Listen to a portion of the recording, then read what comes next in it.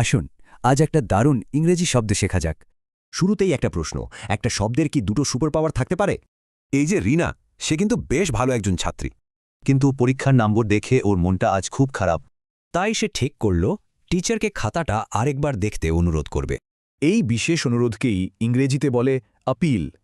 রিনা তার টিচারের কাছে আপিল করবে। আচ্ছা, রিনার কিন্তু আরও একটা কাজ আছে। তাকে এমন একটা পোস্টার বানাতে হবে যা সবার নজর কাড়বে। আর এই আকর্ষণ করার ক্ষমতাকেও কিন্তু আপিল বলে। তাহলে চলুন অ্যাপিল শব্দটার দুটো সুপার পাওয়ার একবারে দেখে নিই। একদিকে এর মানে হল অনুরোধ করা, আর অন্যদিকে মানে হল আকর্ষণ করা। এবার চলুন কয়েকটা ইংরেজি বাক্য দেখেবি। এখানে আপিল্ড মানে আনুষ্ঠানিক অনুরোধ, ঠিক যেমন রিনা তার নম্বরের জন্য করেছিল। আর এখানে আপিল্ড মানে হলো আকর্ষণ করা, একদম রিনার পোস্টারটার মতো। মানে তিনি প্রজেক্টটার জন্য সহকর্মীদের কাছে সাহায্য চাইছেন। তাহলে মূল কথা হল অ্যাপিলের এই দুটো ব্যবহার মনে রাখতে হবে।